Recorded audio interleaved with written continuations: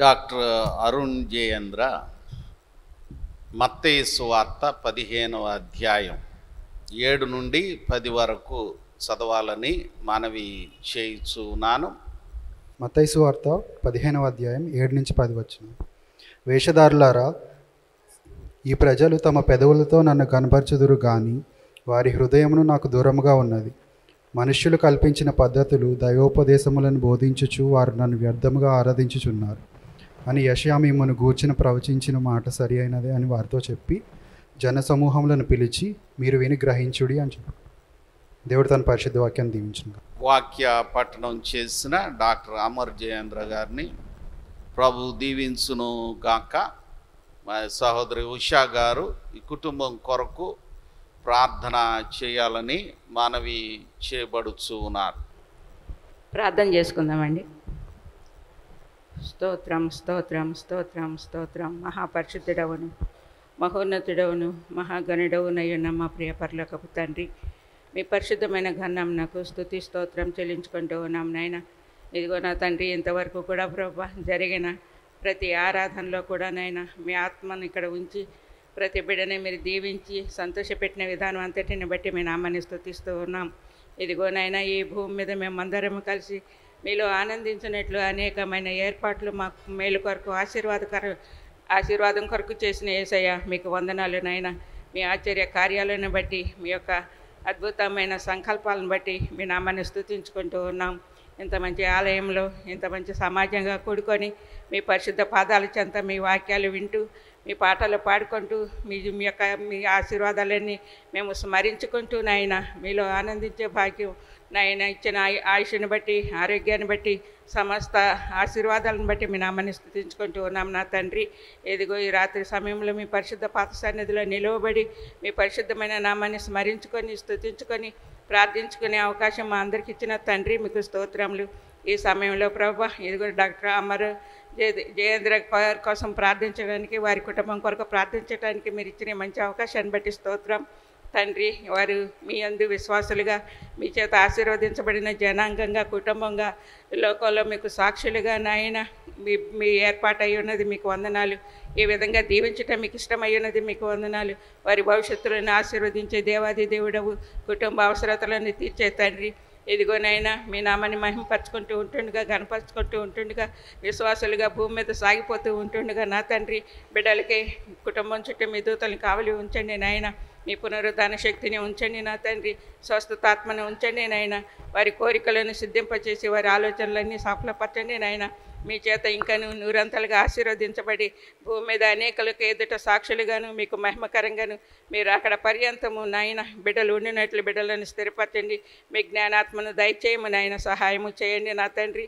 ఇదిగో ఆ బిడ్డల కొరకు ప్రార్థించే అవకాశం నాకు ఇచ్చినందుకు మీ నామాన్ని స్తుతించుకుంటూ నాయన మీరు మాకు ఇచ్చిన ఈ దైవ సేవకులను బట్టి, ఇంత మంచి ఆలయాన్ని బట్టి, విశ్వాసులను బట్టి నాయన ఈ సంఘంలో జరుగుతున్న ప్రతి కార్యక్రమాన్ని బట్టి మీకు వేలాది వందనాలు, స్తుతి స్తోత్రం చెల్లించుకుంటూ యేసయ్య శ్రేష్టమైన గణాన్ని ప్రార్థించుకుంటున్నాం తండ్రి.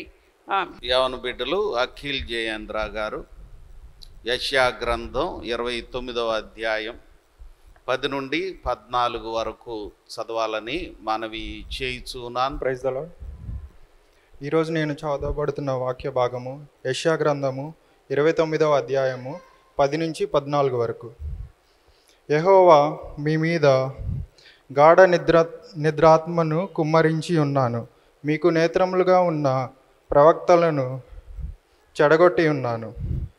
మీరు శిరసులుగా ఉన్న దీర్ఘదర్శులను ముసుగు వేసి ఉన్నాను.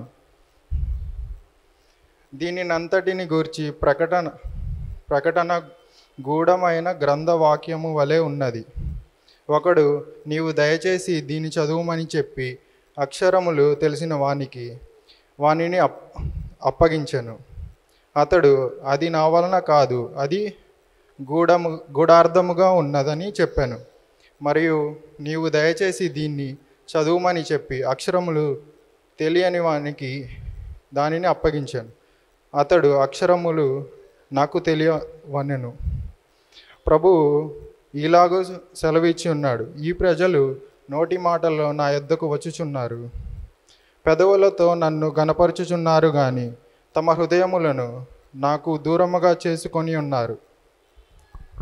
వారు నా ఎడల చూపు భయభక్తులు మానవుల విధులను బట్టి వారిని నేర్చుకొనినవని కాగా, నేను మరలా ఈ జనముల ఎడల ఒక ఆశ్చర్య కార్యము జరిగించుదును, బహు ఆశ్చర్యముగా జరిగించును. వారి జ్ఞానుల జ్ఞానము వ్యర్థమగును, వారి బుద్ధిమంతుల బుద్ధి మరుగైపోవును.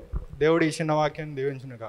శ్రీమతి రాసూరి జయశ్రీ ఆనంద్ గారు కొన్ని మాటలు పంచుకోవాలని మనవి చేస్తూ ఉన్నాను. అందరికీ వందనాలండి.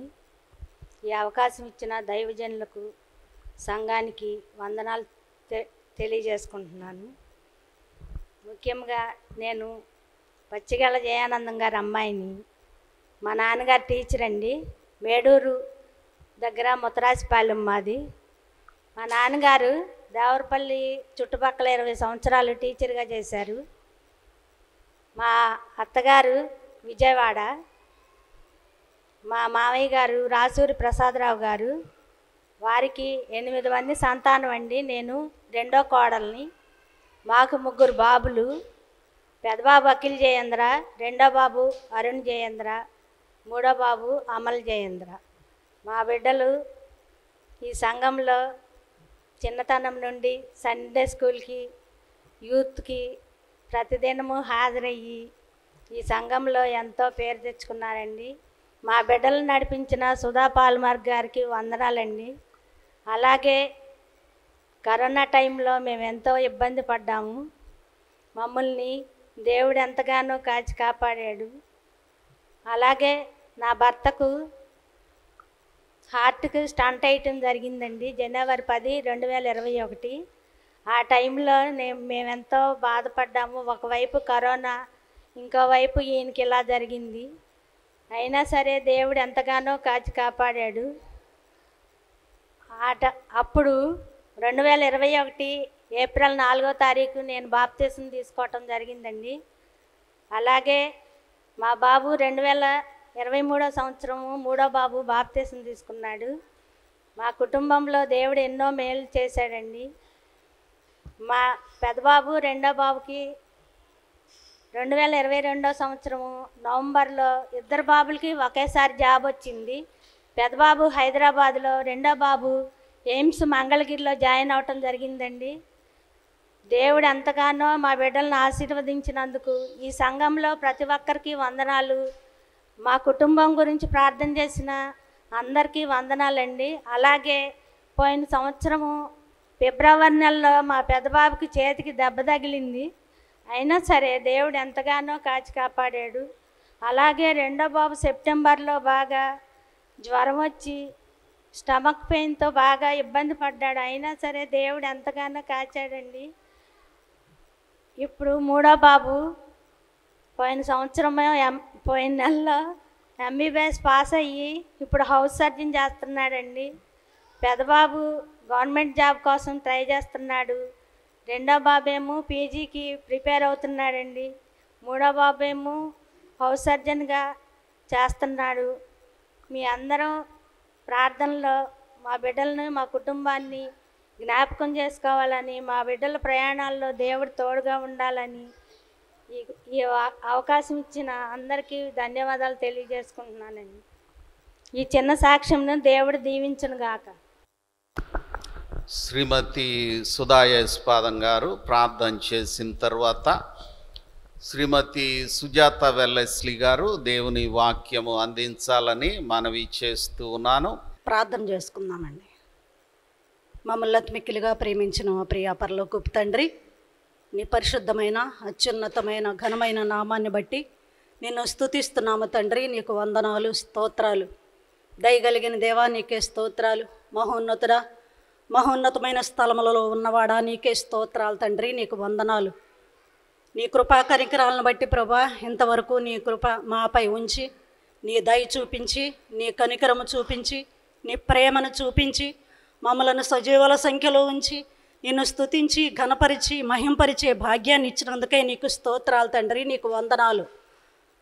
గత నెలలో ప్రభా ఫిబ్రవరి మాసం 14వ తారీఖు నుండి ప్రభా ఇప్పటి వరకు ఐలో బెనెట్ మెమోరియల్ బ్యాప్టిస్ట్ సంఘములో జరుగుతున్నటువంటి నీ శిలువ శ్రమల ధ్యానాల్లో ప్రభా ఇంతవరకు నడిపించిన విధానాన్ని బట్టి నిన్ను స్తుతిస్తున్నాము తండ్రి. నీకు వందనాలు, స్తోత్రాలు. ఒక్కొక్క దినము ఒక్కొక్క బిడ్డతో వాక్య లేఖనాల ద్వారా మాతో మాట్లాడిన విధానాన్ని బట్టి నిన్ను స్తుతిస్తున్నాము తండ్రి. నీకు వందనాలు. అదే రీతిగా ప్రభా ఒక్కొక్క రోజు ప్రభా ఒక్కొక్కరు తండ్రి నాయన ఈ సంఘములో నా తండ్రి ఏర్పాటు చేసుకుంటున్నటువంటి మరి టిఫిన్ ఏర్పాటు చేసిన బిడ్డల కుటుంబాలను ఇంతవరకు కాచి కాపాడిన విధానాన్ని బట్టి నిన్ను స్తుతిస్తున్నాము తండ్రి. నీకు వందనాలు, స్తోత్రాలు. ఈ సంఘములో జరిగిన ప్రతి వాక్య లేఖనాన్ని బట్టి ప్రభా ఇంతవరకు మేము ఎంతవరకు మా హృదయాలను సరిచేసుకుని నీకు ఇష్టలుగా తండ్రి నీవు అనుకున్నటువంటి రీతిలో ప్రభా మా ప్రవర్తనను సరిచేసుకొని నడవగలుగుచున్నామో ప్రభా నన్ను మమ్మలను పరిశీలన చేయమని ప్రార్థన చేయుచున్నాము తండ్రి. నీకు స్తోత్రాలు. ఆచారము, అలవాటు, క్రమము లేని స్థితిలో మేము నీ సన్నిధిలో వెంబడించేవారిగా కాకుండా తండ్రి నాయన నీకు ఇష్టలుగా బ్రతికినా తండ్రి నీ వాక్యాన్ని మా హృదయంలో భద్రపరుచుకుని తండ్రి వాక్యానుసారమైనటువంటి బ్రతకడానికి మాకు సహాయం చేయమని ప్రార్థన చేయుచున్నాము తండ్రి. నీకు స్తోత్రాలు. దావీదు మహారాజు అంటున్నాడు తండ్రి, నేను పాపము చేయకుండానట్లు నా హృదయంలో నీ వాక్యాన్ని ఉంచుకుని ఉన్నాను అని సెలవిస్తున్నాడు. దేవా నీకే స్తోత్రాలు. అలాంటి రీతిలో మేము ఉండడానికి సహాయం చేయండి. ఇక్కడ విన్న వాక్యాన్ని విడిచిపెట్టకుండా ఆ వాక్యాన్ని హృదయంలో భద్రపరుచుకుని ప్రభా ఈ లోకములో ఈ సమాజంలో నా తండ్రి నీకు ఇష్టలుగా బ్రతకడానికి మాకు సహాయం చేయమని ప్రార్థన చేయుచున్నాము తండ్రి. నీకు వందనాలు, స్తోత్రాలు. మరి ముఖ్యంగా నా తండ్రి ఈ దినాన్న ప్రభా నా తండ్రి ఈరోజు ప్రభా టిఫిన్ ఏర్పాటు చేసినటువంటి రాసూరి జయశ్రీ ఆనంద్ గారిని జ్ఞాపకం చేసుకొనమని ప్రార్థిస్తున్నాము తండ్రి. నీకు వందనాలు. వారి కుటుంబంలో ప్రభా నా తండ్రి గత సంవత్సరాల్లో ఎన్నో మేలులు చేశారు తండ్రి. బలహీన పరిస్థితిలో ఉన్న ఆనంద్ గారికి స్వస్థత ఇచ్చారు తండ్రి, ఆరోగ్యం ఇచ్చారు నాయన, నెమ్మది ఇచ్చారు తండ్రి, తన కుటుంబంలో సంతోషం ఆనందం అనుగ్రహించారు తండ్రి. అందును బట్టి నిన్ను స్తుతిస్తున్నాము నాయన. నీకు వందనాలు, స్తోత్రాలు. వారిని ప్రేమించిన ముగ్గురు కుమారుల పట్ల మీరు చేసినటువంటి గొప్ప కార్యాలను బట్టి నాయన నా తండ్రి మంచి ఆధిక్యతను బట్టి నిన్ను స్తుతిస్తున్నాము తండ్రి. నీకు వందనాలు, స్తోత్రాలు. దయగలిగిన దేవా నిన్ను స్తుతిస్తున్నాం ప్రభా. ఆ బిడ్డల విషయాల్లో మేలుకరమైన పరిస్థితులు అనుగ్రహించారు తండ్రి. నీకు వందనాలు. బిడ్డల బాల్యదినముల యందే నీ యందు భయము భక్తి కలిగి నేను వెంబడించుట ద్వారా వారికి ఇచ్చిన ఆశీర్వాదాలను బట్టి దీవెనలను బట్టి నిన్ను స్తుతిస్తున్నాము నాయన. నీకు వందనాలు. యెహోవా యందు భయభక్తులు గల వారి పట్ల ఆయన దాచి ఉంచిన మేలు ఎంతో గొప్పదని నీ వాక్యం సెలవిస్తుంది కనుక ఆ ఎంతో మేలుకరమైనటువంటి పరిస్థితులు బిడ్డల పట్ల నెరవేర్చి నీ కృపా కనికరాలు అనుగ్రహించి బిడ్డలను దీవించిన విధానాన్ని బట్టి నిన్ను స్తుతిస్తున్నాము తండ్రి. నీకు వందనాలు, స్తోత్రాలు.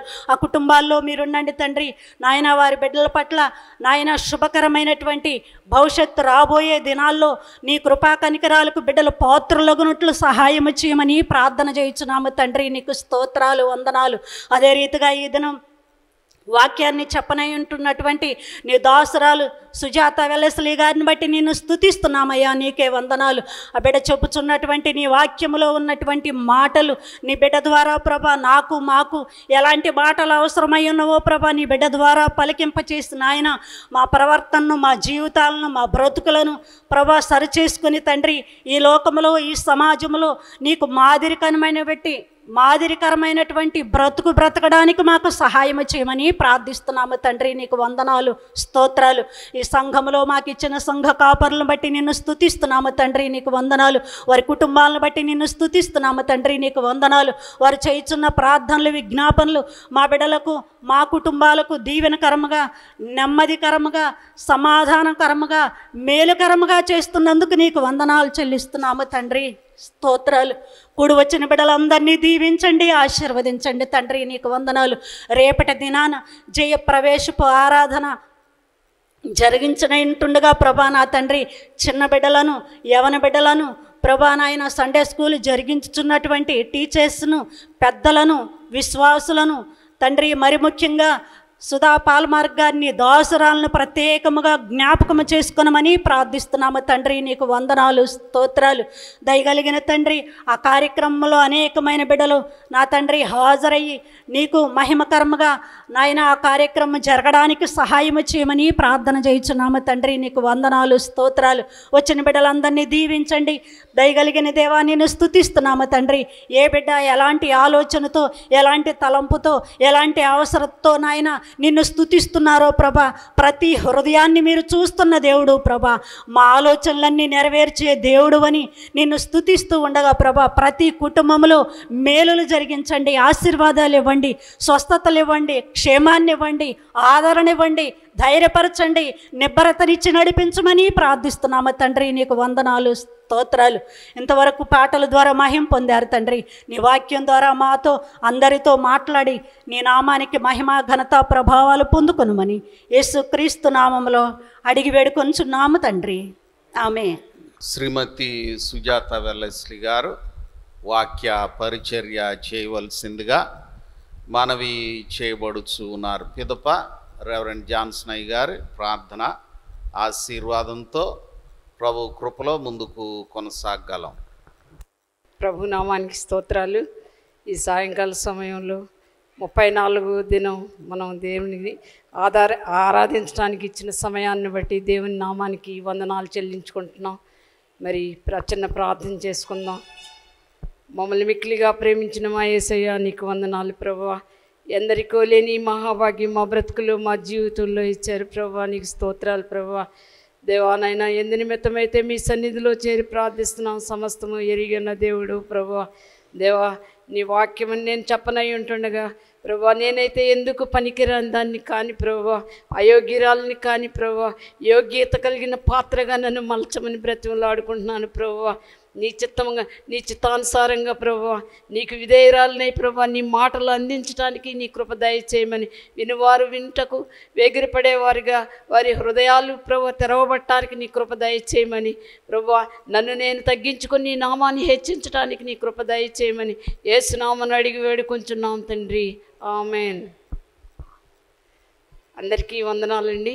ఈ సమయం ఇచ్చిన దైవజనులకి వందనాలు చెల్లించుకుంటున్నాను.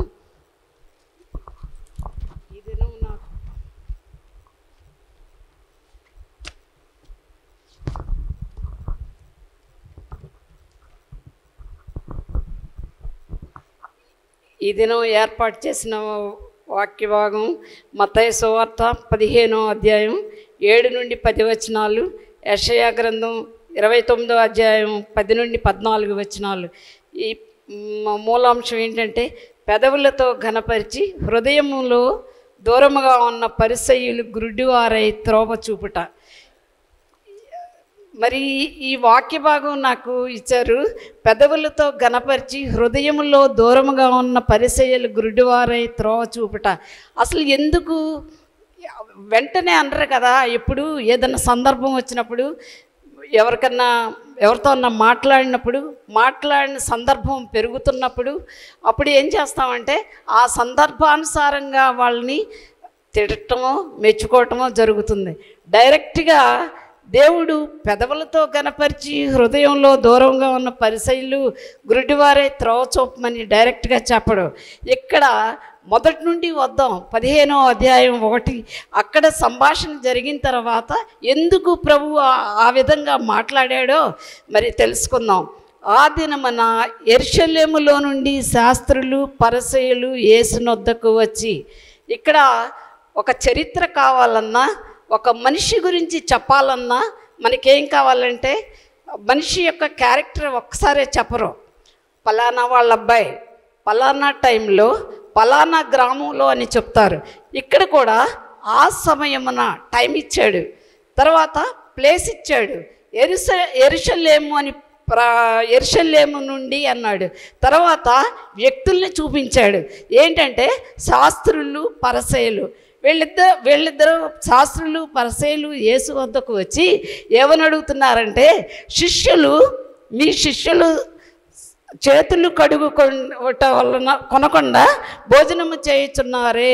నీ శిష్యులు యేసు ప్రభు దగ్గరకు వచ్చి ఒక మాట అడుగుతున్నాడన్నమాట. నీ శిష్యులు ఉన్నారే, నీ శిష్యులు చేతులు కడుక్కోకుండా భోజనం చేస్తున్నారే, ఇది మరి పెద్దల పారంపర్యాచారంను అతిక్రమించున్నారని అడిగిరి. పెద్దలు పెట్టిన పెద్దలు పెడతారు కదా, కొన్ని నానుళ్ళు చెప్తారు కదా, ఇలా చేస్తే అలా చేయాలి, అలాగుంటే ఇలా ఉండాలి, పెడతారు కదా.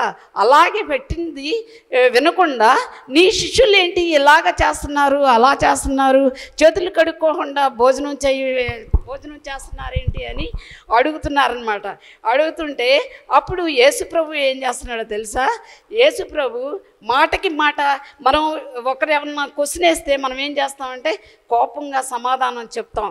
కానీ యేసుప్రభు ఏం చేశాడంటే ప్రశ్నకు ప్రశ్నగానే జవాబు ఇచ్చేవారు. ఆయన కోపం లేకుండా ప్రశ్నకు ప్రశ్నగా జవాబు చెప్పే పరిస్థితుల్లో ఏమన్నాడంటే, అందుకు ఆయన మీరును మీ పారంపర్యాచారం నిమిత్తమై దేవుని ఆజ్ఞను ఎందుకు మీరు పాటిస్తున్నారా? దేవుడిచ్చిన ఆజ్ఞలు మీరు పాటిస్తున్నారా? దేవుడు చెప్పింది మీరు చేస్తున్నారా? దేవుడు చెప్పింది మీరు చేయట్లేదు కదా. మీరెందుకు మరి మీ పెద్దలు పెట్టిన పారంపర్యాచారం చేతులు కడుక్కోకుండా భోజనం చేస్తేనే తప్పని చెప్తున్నారే, మరి మీరు దేవుడిచ్చిన ఆజ్ఞని ఎందుకు మరిచిపోయి మీరు చేస్తున్నారు అని క్వశ్చన్ వేస్తా దేవుడు అడుగుతున్నాడు అనమాట. అప్పుడు దేవుడు చెప్తున్నాడు, తల్లిదండ్రులను గణపరచుమనియు తండ్రినైనను తల్లినైనను దూషించేవాడు తప్పక మరణం పొందవలనని దేవుడు సెలవిచ్చను. దేవుని ఆజ్ఞే కదా. నీవు దీర్ఘాయుష్మంతుడు అవ్వాలంటే నీ తల్లిని తండ్రిని సన్మానించాలని ఆజ్ఞ ఉంది కదా. మరి ఆ ఆజ్ఞను పాటించట్లేదు కదా. పాటించకుండా మీ ఇష్టానుసారంగా మీరు చేయట్లేదా? దేవుడిచ్చిన ఆజ్ఞను మర్చిపోతున్నారే, దేవుడిచ్చిన వాగ్దానాలను మర్చిపోతున్నారే. మీరు పారంపర్యాచారం, మీ పెద్దలు ఇచ్చిన పారంపర్యాచారాన్ని మీరు చేసి మీ శిష్యులు తప్పు చేస్తున్నారని చెప్తున్నారు కదా, మీరేం చేస్తున్నారు అని దేవుడు క్వశ్చన్ వేసి చెప్తున్నాడు. దేవుడు సెలవిచ్చను మీరైతే ఒకడు తన తండ్రినైనను తల్లినైనను చూచి నా వలన నీకేం ప్రయోజనమగును అది దేవార్పితమని చెప్పిన ఎడల అతడు తన తండ్రినైనను తల్లినైనను గణపరచనక్కరలేదని చెప్పుచున్నాడు. ఏమంటున్నాడంటే వీళ్ళు ఏమనుకుంటున్నారంటే వీళ్ళ ప్రొసీజర్ ఏంటంటే మీరు తల్లిని తండ్రికి సన్మానించాలని ఎక్కడా లేదు. మీరు ఏం చేయాలనుకున్నా సరే మీరు తల్లికి పెట్టాల్సింది కానీ తండ్రికి పెట్టాల్సింది కానీ పెట్టకుండా మీరు ఏదైతే అనుకున్నారో తల్లిని తండ్రిని సన్మానించాలనుకుంటే దేవుని గుళ్ళోకి వచ్చి దేవునికి పారార్పణం చేస్తే అది సరిపోతుంది, మీ తల్లిని తండ్రిని చూడక్కర్లేదని చెప్తున్నారని చెప్పాడు. మీరు పారంపర్యాచారం నిమిత్తమై దేవుడు వాక్యంను నిరర్ధకము చేయుచున్నారు అని దేవుడు అప్పుడు చెప్తున్నాడు. అప్పుడు అన్నాడు అన్నమాట, వేషధారులారా, ఇంతవరకు ఈ ప్రశ్నలకి జవాబులు ఇచ్చి అప్పుడు వేషధారులారా అని మాట్లాడుతున్నారు. నేను ఒక స్టోరీ చెప్తాను. ఒక గ్రామం ఉంది, ఆ గ్రామం పేరు చెప్పను. కానీ ఆ గ్రామంలో కొన్ని కొండల్లో ఉంటుందన్నమాట, ఇళ్ళు కొన్ని ఉంటాయి. ఆ గ్రామంలో ఉన్న కొండల్లో ఉన్న ఇళ్ళన్నీ చాలా జనం ఉంటారు, చాలామంది ఉంటారు. వీరందరూ ఏం చేస్తారంటే దేవుని ఆలయానికి వెళ్తారనమాట.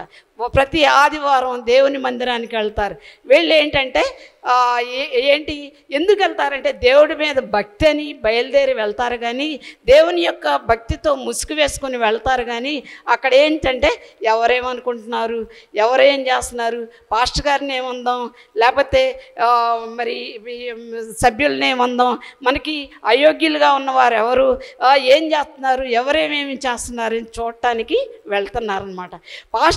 పాస్టర్ గారు చాలా భయభక్తులు కలిగిన పాస్టర్ గారు అనమాట. అక్కడ దైవజనుడు ఈ బిడ్డల కొరకు, ఆ సంఘం కొరకు ఎంతగానో ప్రార్థన చేసే దైవజనులు అనమాట. ఆ దైవజనులు అయితే వీళ్ళు మామూలుగా వీళ్ళ యొక్క వీళ్ళ యొక్క యాక్షన్స్ ప్రకారం వీళ్ళు చేసేది వాళ్ళిట్లంట వీళ్ళిట్లంట అని చెప్పుకుంటున్నారనమాట. చెప్పుకుంటా అంటే పాస్టర్ గారు భరించలేకపోతున్నారు. పోతున్నారు. వీళ్ళకి ఎలా బుద్ధి చెప్పాలి, వీళ్ళని ఎలా సేవలు ప్రార్థనలోకి నడిపించాలి. దేవుని సంఘం నాకు వస్తున్నారు కానీ దేవునికి సంఘానికి పాత్రులుగా లేరు. ఎందుకంటే జనమైతే బాగా ఉంటున్నారు, ఎక్కువ మంది జనం వస్తున్నారు, కూర్చుంటున్నారు, నేను చెప్పేవన్నీ విన్నట్టు నటిస్తున్నారు. కానీ ఎంతమంది దేవుని వాక్యాన్ని తమ హృదయాల్లో మోసుకొని పోతున్నారు, ఎంతమంది దేవుని ఆజ్ఞలకు లోబడి ఉన్నారు, ఎంతమంది దేవుని కట్టడకు లోబడి ఉన్నారని దైవజనుడు ఎంతగానో వేదన చెందుతున్నాడు. వేదన చెందుతున్న పరిస్థితుల్లో పాస్టర్ గారికి అక్కడ ఆ సంఘంలో ఒక పెద్ద ఆయన ఉన్నాడంట. ఆయన పేరేంటంటే సమూయేలు గారు. ఆ సమూయేలు గారు ఏం చేస్తాడంటే ధర్మదాత. ఆయన ధర్మదాత ఏంటి, ఎప్పుడు దాన ధర్మాలు చేసేవాడు. దాన ధర్మాలు చేసి నేను వాళ్ళకి ఇంత ఇచ్చాను, వీళ్ళకి ఇంత ఇచ్చాను, నా వలన ఎంత ప్రయోజనం కలిగిందని డప్పాలు చెప్పుకునేవాడు అనమాట.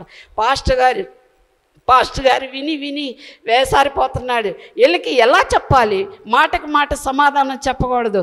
వీళ్ళ ప్రశ్నలన్నిటికీ జవాబు ఒకటే, నా ప్రార్థన ఒక్కటే వీరికి సమాధానం, నా ప్రార్థనతోని వీరికి జవాబు చెప్పాలని ఆయన ప్రార్థన చేస్తున్నాడు. ఒకరోజు ఒక దినాన పాస్టర్ గారు ప్రార్థన చేశారు. ప్రార్థన చేసి ఏమని చెప్తా, పాస్టర్ గారు ఇవాళ నేను ఒక స్టోరీ చెప్తా, ఇవాళ నేను ఇద్దరు వ్యక్తుల గురించి మాట్లాడతా. ఆ ఇద్దరు వ్యక్తులు దేవుడు నాతో మాట్లాడమని చెప్తున్నాడు. మరి ఇద్దరు వ్యక్తుల గురించి నేను చెప్పినప్పుడు మీరు వినండి, జాగ్రత్తగా విని మన హృదయాలు, మీ హృదయాలు, పాస్టర్ గారిని కూడా పోల్చుకున్నాడు, మన హృదయాలు పరిశీలించుకుందామని చెప్తున్నప్పుడు ఆ దైవజనుడు చెప్పే ప్రతి మాట ఈ సమూయేలు గారు అంటున్నాడు, పెద్దలు వచ్చిన వాళ్ళందరూ అంటున్నారు, అందరూ చూస్తున్నారు అన్నమాట. వింటా ఏం చెప్తాడో అని ప్రార్థన. డంబం గురించి చెప్పారు పాస్టర్ గారు. ఫస్ట్ డంబం గురించి చెప్తా వేషధారణ గురించి చెప్పారు.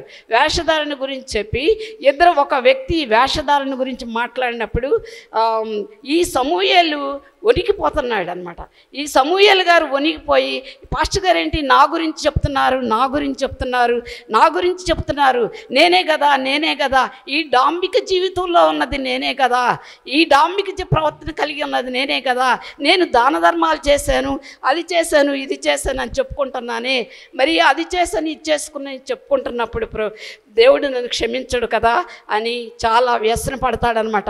కుమిలిపోతూ ఉంటాడు, వణికిపోతూ ఉంటాడు.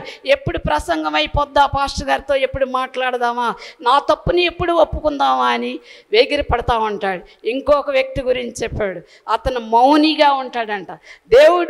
దేవుని బిడ్డలు ఎప్పుడు మౌని అయి ఉంటారంట. సంఘంలో జరిగే ప్రతి విషయాన్ని మౌనంగా చూస్తారంట. ఆ వ్యక్తి మౌని అయి ఉంటాడంట. ఈ కుడి చేతితో చేసిన పని ఎడమ చేతికి తెలియనీయకుండా దాన ధర్మాలు చేయటం కానీ ప్రతి విషయంలో కూడా అతను అంత ఓర్పుగా, సహనంగా దేవుని సన్నిధిలో ఎవరికైతే కష్టం వచ్చినా, ఎవరికి దాన ధర్మాలు చేయాల్సిన దేవుని సన్నిధిలో ఎల్లికెత్తి అంగలార్చి ప్రార్థన చేస్తాడంట ఆ బిడ్డ, మౌనిగా ఉన్నవాడు. అప్పుడు ఇద్దరు గురించి చెప్పినప్పుడు సంఘమంతా ప్రార్థన చేస్తుందంట. సంఘమంతా గోలెత్తి ప్రార్థన చేస్తుందంట. ప్రార్థన చేసేటప్పుడు దేవుని సన్నిధిలో అందరూ విజ్ఞాపన చేస్తున్నారు. ప్రార్థన అయిపోయింది. ఈ సమూయేలు గారు గబగబ వచ్చారు. పాస్టర్ గారు దైవ సేవకుని చేతులు పట్టుకొని అన్నాడు, అయ్యా నా గురించి చెప్పారేంటయ్యా, నేనే దొరికానా మీకు, ఈరోజు వాక్యం అంతా నా డాంబిక జీవితం గురించి చెప్పారయ్యా మీరు అని ఎంతగానో వ్యసన పడ్డాడంట. దేవుని ఇలాంటిది నా జీవితంలో ఎప్పుడు జరగకూడదని ఎంతగానో ప్రార్థన చేశాడు. ప్రార్థన చేసి తన తప్పును తెలుసుకున్న ఆ పేట పేరు వేషధారుల పేట. ఆ పేటలో ఉన్న వాళ్ళంతా వేషధారులేనంట. ఆ పేట అంతా వేషధారు. ఎవరన్నా పేటలోకి రావాలంటే వేషధారుల పేట ఎక్కడా అని అనుకుంటా వెళ్తారంట. ఇలాగే ఆ సందర్భంలో ఆనాటి కాలంలోనే వేషధారులు ఉన్నారు. దేవుడు తమ హృదయాల్లో దేవుడు మాకున్నాడు, మేము ఎరుగుదుము అని చెప్తారు. కానీ వేషధారుల వలె పైకి భక్తిగా ఉన్నవారి వలె నటించి లోపల కుయుక్తి కలిగి ఉంటారనమాట. అందరం వచ్చేది దేవుని సన్నిధికే చూడడానికే వస్తాం, కానీ లోపల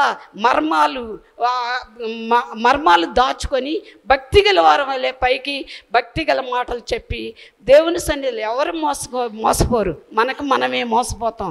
మన జీవితాలే, నా జీవితం నేను భక్తిగలైన జీవితంతో వస్తే నేనే నష్టపోతాను, కానీ నా బిడ్డలు నష్టపోరు, నా సంఘం నష్టపోదు, నా దైవజనులు నష్టపోరు, నేనే నష్టపోతాను.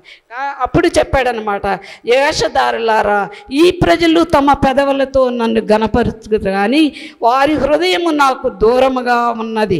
మనుషులు కల్పించిన పద్ధతులు దైవోపదేశం బోధించుచు వారు నన్ను వ్యర్థంగా ఆరాధించున్నారు.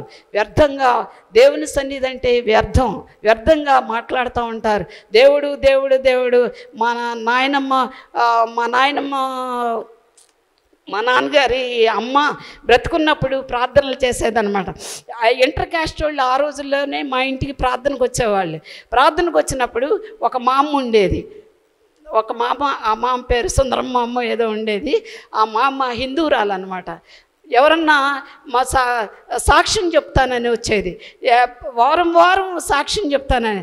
ఏమొచ్చేదంటే తనకి వచ్చి రాని మాటలతో సాక్ష్యం చెప్పేది. రక్తం అనకుండా వచ్చేది కాదు. రక్తం ఏసు రక్తం జీవరక్తం అని అంటానికి బదులు రక్తం ఏసు రక్తం జీవరక్తం అనేది. మరి మా అమ్మ ఇలా జరిగిందంట అని ఎవరన్నా సంఘంలో వాళ్ళు ఎవరన్నా చెప్తే చచ్చిపోయారంటే హల్లెలూయా అనేది. వాళ్ళకి తెలియదు అన్నమాట. అన్యజనాంగం కాబట్టి వారికి తెలియదు, దేవుడు అంటే తెలియదు. కాబట్టి దేవుణ్ణి తెలుసుకోవాలనే ఉద్దేశంతో వాళ్ళు మన దగ్గరకు వచ్చినప్పుడు ఈ పెదవులు ఏం చేస్తాయంటే దేవుణ్ణి ఆరాధిస్తాయి, దేవుణ్ణి ఎంతో మంచి మాటలు పలుకుతాయి, దేవుణ్ణి ఎంతగానో స్తుతిస్తాయి. కానీ లోపల మనలో భయంకరమైన వేదనకు గురి చేసే ప్రవర్తన కలిగి ఉన్నాం.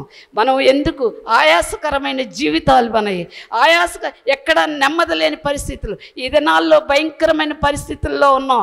ఎక్కడ చూసినా నెమ్మది లేని పరిస్థితులు. కుటుంబాల్లో నెమ్మది లేదు, శాంతి లేదు, సమాధానం లేదు, బిడ్డల్లో సమాధానం లేదు.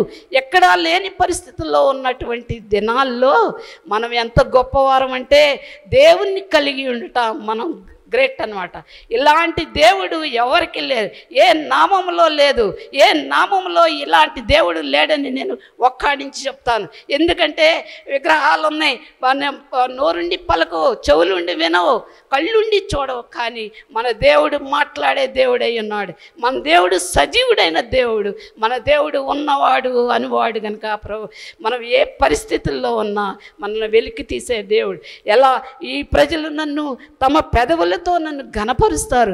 దేవుడు దేవుడు దేవుడు ఆచారంగా, ఇందాక సుధాగారు ప్రార్థన చేసింది, ఆచారంగా వస్తున్నామేమో, అలవాటుగా వస్తున్నామేమో, ఈ 34 దినాలు ఏ పరిస్థితుల్లో వచ్చామో అని ప్రార్థన చేశారు. నిజమే, ఆచారంగా వచ్చామా, అలవాటుగా వచ్చామా, ఏ పరిస్థితుల్లో ఉన్నామో మనల్ని మనం ప్రశ్న వేసుకుంటే మన మనసే మనకు జవాబు చెప్పుద్ది.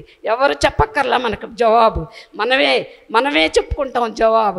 అలాంటి పరిస్థితుల్లో ఉన్నప్పుడు దేవుడు నన్ను వ్యర్థంగా ఆరాధించున్నారు. వ్యర్థంగా ఎక్కడ పడితే సంత వీధుల్లోనూ సందుల్లో ఎక్కడ పడితే అక్కడ దేవుని బిడ్డలమైన మనం ఎక్కడ పడితే ఆయన నామాన్ని వ్యర్థంగా ఉచ్చరించకుండా ఏం చేయాలంటే మనం దేవుని యందు భయభక్తులు కలిగి ఆయన సన్నిధిలో విడివక ఎల్లప్పుడూ ప్రార్థించాలి చెప్తాడు. యెషయా గ్రంథంలో కూడా చెప్తాడు.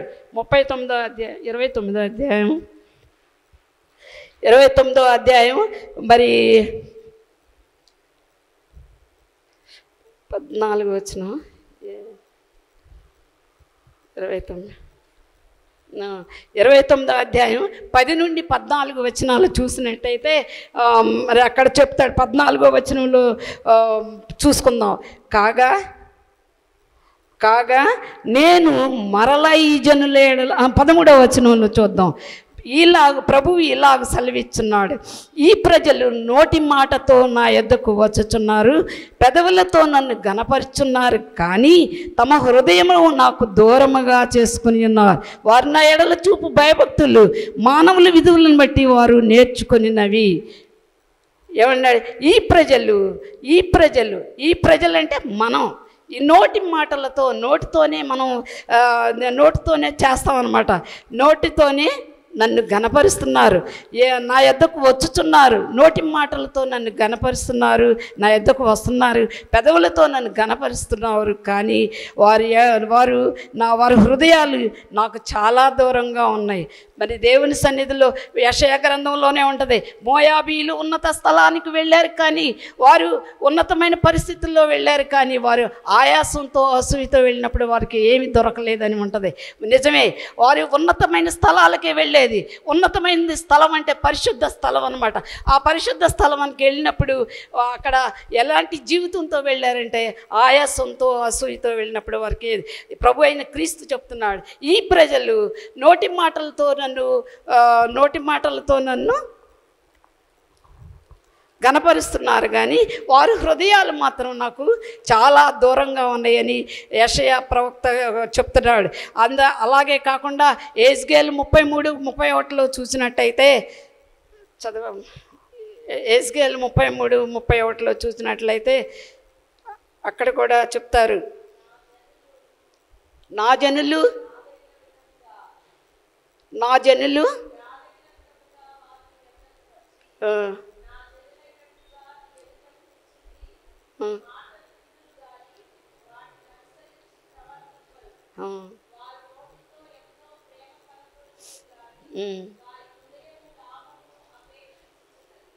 థ్యాంక్స్ అమ్మా. వారు నోటి మాటలతో చాలా ప్రేమగా మాట్లాడతారు. ఎంత తేనె తక్కువేమేమో వారి మాటల్లో అంత రుచికరంగా ఉంటాయి, కానీ వారి హృదయాలు కానీ వారి పద్ధతులు కానీ వారి ఆచారాలు కానీ చాలా ఉంటుంది.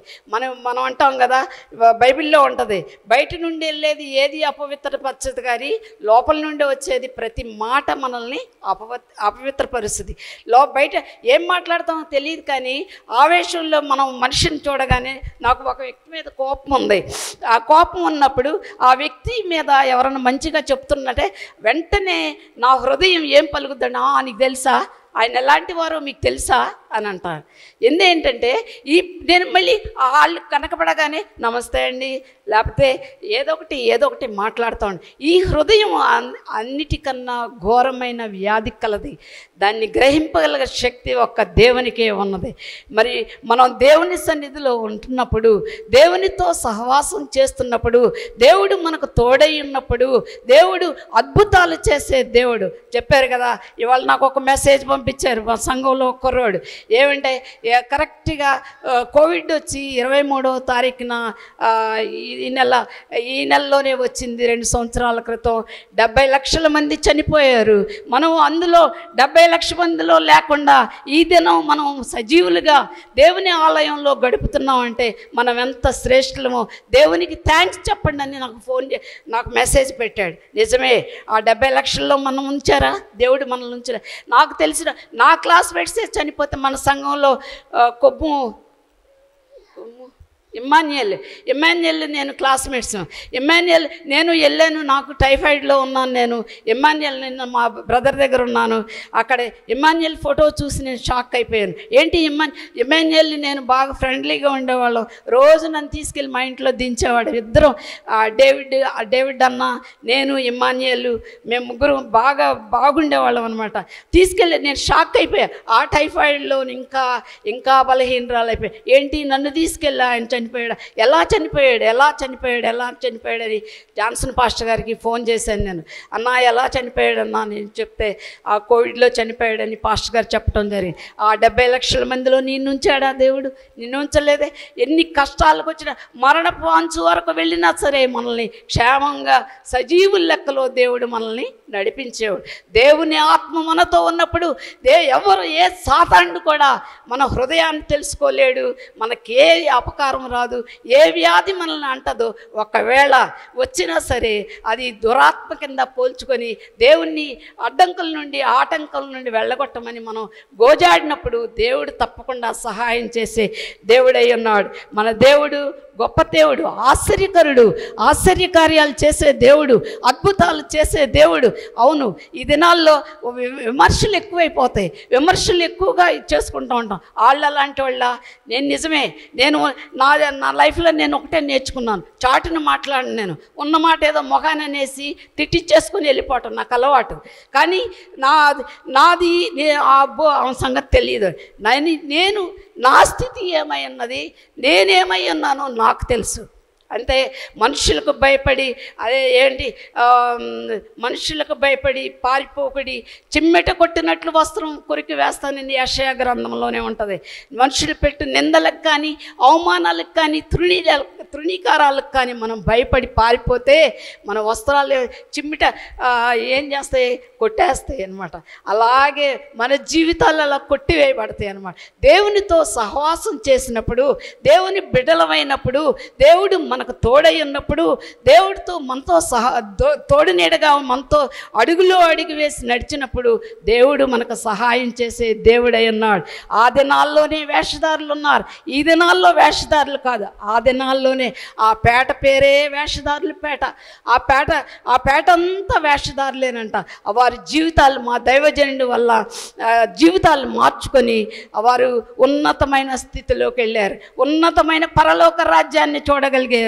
ఆ కొండ ప్రాంతం అంతా, ఆ కొండ చర్యల్లో ఉన్న గృహాలన్నీ దేవుణ్ణి దర్శించగలిగారు, దేవునితో సహవాసం చేయగలిగారు. దేవుడు లేని దేవుడు లేనప్పుడు ఏం చేశారంటే ఒకరి మీద ఒకరు అబద్ధ సాక్ష్యాలు చెప్పుకొని, ఒకరికొకరు హీనపరుచుకొని, ఒకరికొకరు హింసించుకొని, ఒకరికొకరు బాధపరుచుకొని, ఒకరికొకరు హేళన చేసుకొని ఉన్న పరిస్థితుల్లో ఆ దైవజనుడికి దేవుడు జ్ఞానం ఇచ్చాడు. ఆ దైవజనుడితో మాట్లాడాడు దేవుడు. నా బిడ్డ వారితో మాట్లాడు, సంఘంతో మాట్లాడు. సంఘం నశించిపోవటం నీకు ఇష్టమా? నశించిన ఆత్మలను వెదకి రక్షించడానికి ఈ లోకానికి వచ్చాడు కదా దేవుడు. నువ్వు రక్షించు, నీ వాక్యం ద్వారా హెచ్చరిక చేయి, నువ్వు మాట్లాడని హెచ్చరిక చేసినప్పుడు దేవుడు అందరి హృదయాలు, నూతన హృదయాలు ఇచ్చారు, నూతన జీవితం ఇచ్చారు, నూతన సహవాసం ఇచ్చారు. అప్పుడు వాళ్ళందరూ వేషధారుల పేట మారిపోయింది, వేషధార స్థితి మారిపోయింది. ఆ దినాల్లోనే ఉందన్నమాట. నేను బైబిల్ చదువుతున్నప్పుడు నాకు అనిపించింది, ఇప్పుడుది కాదు, మనం ఈ దినాల్లో వేషధారులు ఉన్నారు, మోసగాళ్ళు ఉన్నారు, అబద్ధికులు ఉన్నారు, వ్యభిచారులు ఉన్నారు, దొంగలు ఉన్నారు, దోచుకునేవారు ఉన్నారని బైబిల్లో 10 ఆజ్ఞల్లో చూస్తున్నాం. మరి పొరుగు వారిని ప్రేమించాలని చెప్తుంది, ఎన్ని చెప్తున్నాయి కదా. మరి ఆ దినాల్లోనే మరి వేషధారులారా అని ప్రభు సంబోధించాడు. వేషధారుల వలె ఈ ప్రజలు తమ నోటితో నన్ను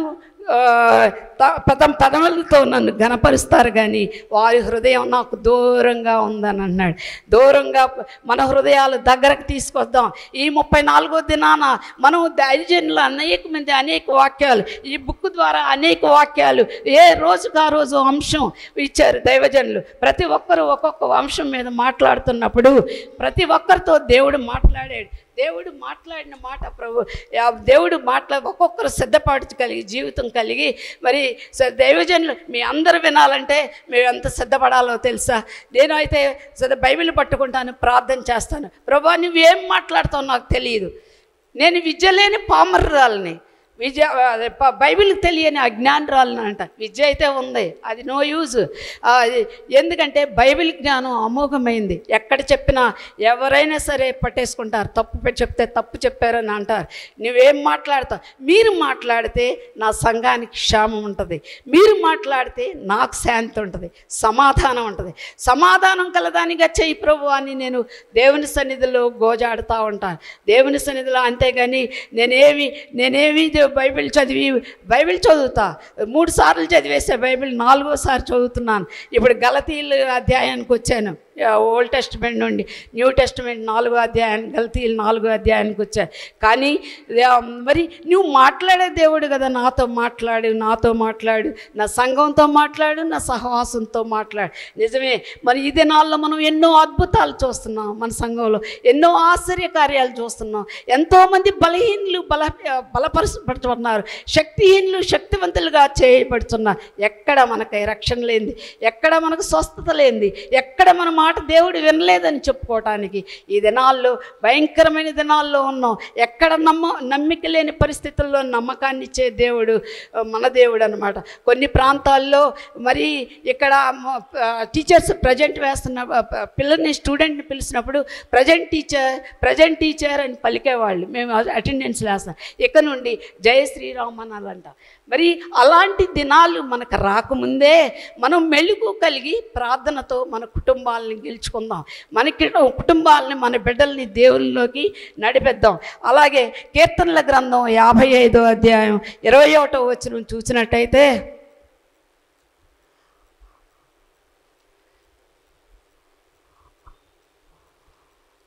యాభై 21వ వచనం, వారి నోటి మాటలు వెన్నవలే మృదువుగా ఉన్నవి, అయితే వారి హృదయంలో కలహం ఉన్నది. నోటి మాటలు ఎలా ఉంటాయి? వెన్న ఎంత సాఫ్ట్గా ఉంటుందో తెలుసా? అలా ఉంటాయి అన్నమాట. కొంతమంది మాటలు చెప్తే మనం అంటాం, అరటిపండు ఒలిసిపెట్టినట్టు భలే చెప్తున్నారులే మీరు అని అంటాం. వెన్న వలే ఉంటాయి. వారి హృదయంలో అంతరంగంలో ఎంత కల్మషం దాగి ఉంటుందో పైకి నటిస్తామన్నమాట. దేవుని కలిగి ఉన్నామని, దేవుని బిడ్డలమని చెప్పుకుంటున్నాం. మనము ఎవరిని మోసగిస్తున్నాం? దేవుణ్ణి మోసగిస్తున్నాం అని అనుకుంటాం. కానీ సర్వాంతర్యామి ఆయన, సర్వసృష్టి కారణభూతుడు ఆయన, అన్నీ చేసే దేవుడు కనుక మరి ఆయనతో సహవాసం చేద్దాం. వేషధారుల వలె ఉండొద్దు. వేషధారుల వలె ఉండక వేషాన్ని దూరం పెట్టేసి దేవుని సన్నిధిలోకి రావటానికి ప్రయత్నం చేద్దాం. మన జీవితాలు కడుక్కుందాం. మన జీవితాలు రోతగా ఉన్న జీవితాలని మనం తోముదాం. పాత్రలు ఉన్నాయి, మన ఇంట్లో తిన్న పాత్రలను ఏం చేస్తాం? సింక్లో పడేస్తే సర్వెంటో మనము ఏం చేస్తాం? తెల్లారిపాటికి చక్కగా సోప్ వేసి చక్కగా తోమేసి 10 సార్లు చూసుకుంటాం, నీట్గా కడిగారా లేదా అని చూసుకుంటాం. అలాగే మన హృదయాలను మనం ఏం చేయాలంటే శుభ్రంగా కడగాలి. దేవుడు నేను ఒక్కటే చెప్తాను, ఎప్పుడు చెప్పినా, నేను నీతిమంతుల కోసం ఆయన రాలేదు, పాపుల కోసం వచ్చాడు, నా కోసం వచ్చాడని నేను ప్రార్థన చేస్తా. పాపులమైన మనల్ని వెదకి రక్షించడానికి ఈ లోకానికి వచ్చాడు తప్ప నీతిమంతులకు రాలేదని ఒక్కడించి చెప్పగలను. ఆయన రేపు సిలువ పొందాడంటే నీతిమంతుల కోసం సిలువ పొందట్లా, మన కోసం, పాపుల కోసం బలియాగం చేయబడ్డాడు. కొట్టబడ్డాడు, నెట్టబడ్డాడు, దున్నబడ్డాడు, ఈడ్చబడ్డాడు. ఎన్నో బలహీనతలు మన కోసం, మన అతిక్రమాల కోసం ఆయన మరణం పొందుతున్నాడు, వేదన చెందుతున్నాడు. ఈ 40 దినాలు ఎంత వేదన చెందుతున్నాడంటే ఆయన వేదన వర్ణనాతీతం. రేపు సోమవారం నుండి చెప్తారు, రోజుకు ఒక అంశం చొప్పున చెప్తారు. మనం ఏ స్థితిలో ఉన్నామో మనం కడగబడినట్లు దేవుని సన్నిధిలో పనికి వచ్చి పాత్రలుగా మలుచుకోబడినట్లు మనం అందరం ప్రార్థన చేద్దాం. మనం దేవుడు మరి దేవుని ఘనపరిచే పెదవులుగా ఉంచుతాం. అంతరంగం పెదవులు ఏది పలుకుతున్నాయో అంతరంగం కూడా దేవుని ఘనపరిచేదిగా ఉంచుకుందామని ఈ చిన్న వాక్యాన్ని దేవుడు దీవించలాగున ఈ సమయం ఇచ్చిన దైవజనులకు మరి ఒకసారి వందనాలు చెప్పుకుంటూ సెలవు తీసుకుంటున్నాను. ప్రార్థన చేసుకుందాం. ప్రభువా నీకు వందనాలు ప్రభువా. నీవు మాట్లాడితే మాకు క్షేమం ఉంది, నీవు మాట్లాడితే సమాధానం ఉంటుంది ప్రభువా. దేవా నీవు మాట్లాడితే శాంతి ఉంది ప్రభువా. దేవా నీవు మాట్లాడితే సమస్తము సమకూడి జరుగుతుందని చెప్పారు ప్రభువా. దేవా నాయన ఈ మనుషులు ప్రభువా తమ పెదవులతో నన్ను ఘనపరుస్తారు కానీ వారి హృదయాలు వారి అంతరంగం దూరంగా ఉందని చెప్తున్నావు ప్రభువా. వేషధారులారా, అయ్యో వేషధారులారా అని అంటున్నావు ప్రభువా. అవును ప్రభువా, మేము వేషధారులమే, పైకి ఒకటి మాట్లాడతా లోపల మా అంతరంగం ఓ ప్రభువా ఎంతో కుళ్ళితో కుషిద్ధంతో ఉంటుంది ప్రభువా. అట్టి స్థితిలో లేకుండా నీవు మాట్లాడండి ప్రభువా. ప్రతి ఒక్క హృదయాన్ని తెరవబట్టడానికి, అగ్నివలే మండటానికి నీ కృప దయచేయండి ప్రభు. అది నాకు సమయం ఇచ్చిన దైవజనులకు వందనాలు చెల్లించుకోండి. ఆ కుటుంబాలను దీవించండి ప్రభు. అయా ఆనంద్ జయశ్రీని దంపతులను దీవించండి ప్రభు, ఆశీర్వదించండి. వారికి ఇచ్చిన ముగ్గురు బిడ్డలను దీవించండి, ఆశీర్వదించండి ప్రభు. జ్ఞానము గల స్త్రీ తన గృహాన్ని కడద్దన్నావు ప్రభు. జ్ఞానంతో తన గృహాన్ని కట్టే బిడ్డగా చేసావు, నీకు వందనాలు ప్రభు. బిడ్డల్ని ఉన్నతమైన విద్య ఇచ్చావు ప్రభు, నీకు స్తోత్రాలు. ఉన్నతమైన విద్యను అభ్యసించుటే కాదు కానీ ప్రభు, మరి ముఖ్యంగా ప్రభు నీ యందు భయభక్తులతో కూడిన ఓ ప్రభు దేవా భయభక్తులు కలిగి ఉంటాం నేర్పించిన తల్లికి ప్రభు మేమెంతో. అందుకే సామెతల గ్రంథం 31వ అధ్యాయంలో నువ్వు మాట్లాడతావు ప్రభు. ఆమె పెందల కడని లేచి తన ఇంటి వారందరి కొరకు బతును ఏర్పాటు చేస్తుందని చెప్పావు ప్రభు. అట్టి రీతిగా ప్రభు తల్లి బిడ్డల కొరకు ప్రయాసపడుచున్నప్పుడు ప్రభు తల్లి ప్రయాసన బిడ్డలు ఎరిగి ప్రభు ఓ వారి నీ యందు భయభక్తులుగా నీకు సాక్షులుగా నిలబడటానికి నీ కృప దయచేయమని ప్రభు.